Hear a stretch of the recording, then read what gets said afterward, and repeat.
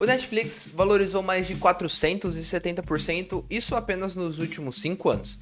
Mas será que ainda vale a pena a gente se tornar acionista sócio dessa empresa? Então nesse vídeo você vai estar conferindo tudo o que você precisa saber antes de você se tornar sócio do Netflix. Então fica comigo até o final do vídeo que eu tenho certeza que você vai se amarrar. Salve rapaziada, beleza? Bruno aqui na área. E hoje a gente vai estar conversando tudo e a gente vai estar fazendo aquele nosso estudo padrão sobre a Netflix. Mas antes disso, não se esquece de se inscrever aqui no canal, já deixa seu like também e nos ajude a bater a meta dos 1000 inscritos ainda em março. Faltam apenas 150 inscritos, então clica aqui e manda para seus amigos também. Então agora vamos conversar um pouco mais sobre os dados da Netflix. É a maior empresa de streaming do mundo. Ela está presente em mais de 190 países e tem mais de 205 milhões de inscritos. Eles são a maior plataforma disparada, apesar da gente ter Amazon Prime, a Hulu, a gente ter diversos outros concorrentes novos, assim como Disney Plus. Eles ainda são disparado o maior. E um fato interessante é que dentre esses 190 países você não vai encontrar a China.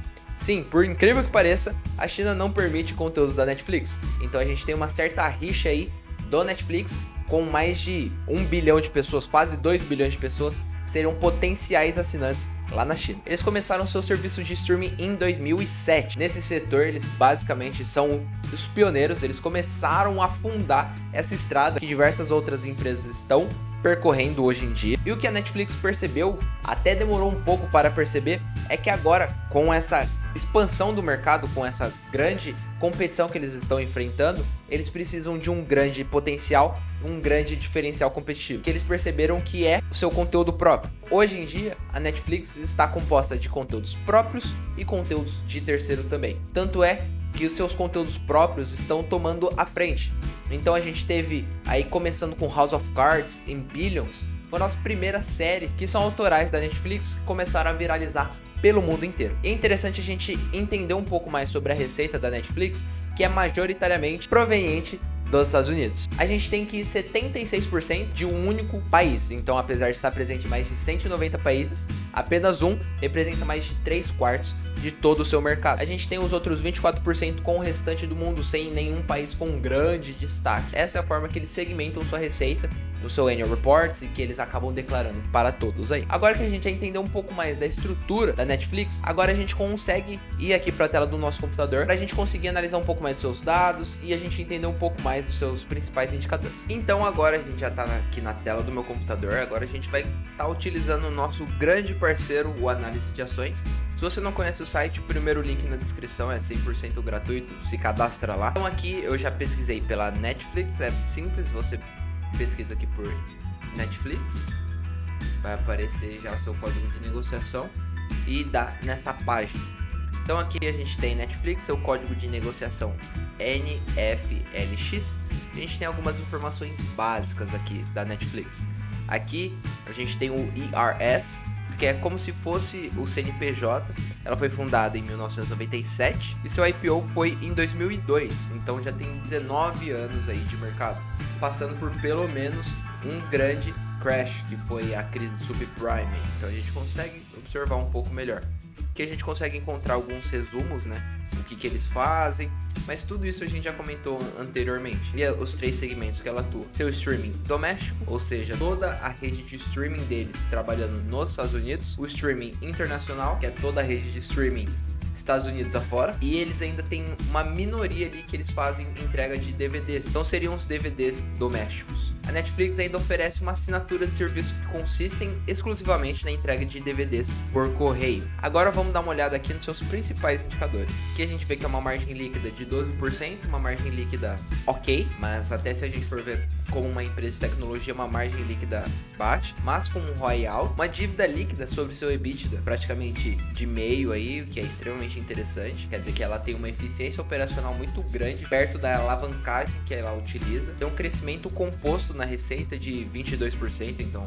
3 anos e meio eles dobram sua receita. Já no lucro é um pouco diferente, eles começaram a ter esse boom no lucro há poucos anos, então a gente vê um crescimento composto no lucro líquido de 72%. Aqui na parte de balanço a gente consegue enxergar um pouco melhor esses dados, porque a gente tem um histórico desde 2000 aqui. Então vamos dar uma olhada no gráfico. Esse primeiro gráfico de receita líquida contra o lucro líquido, a gente tem um crescimento exponencial, praticamente uma curva em J da receita líquida. Então a gente vê que ela vem se tornando cada vez mais operacional e ganhando cada vez market share, né, ou expandindo o seu mercado como um todo. E o lucro, ele meio que andou em descompasso com isso, meio lateralizado, passou aí praticamente 10 anos lateralizado, mas nos últimos 4 anos veio explodindo. Em 2016 a gente tinha um lucro líquido de 187 milhões de dólares. Em 2020 eles bateram a marca de 2,8 bi.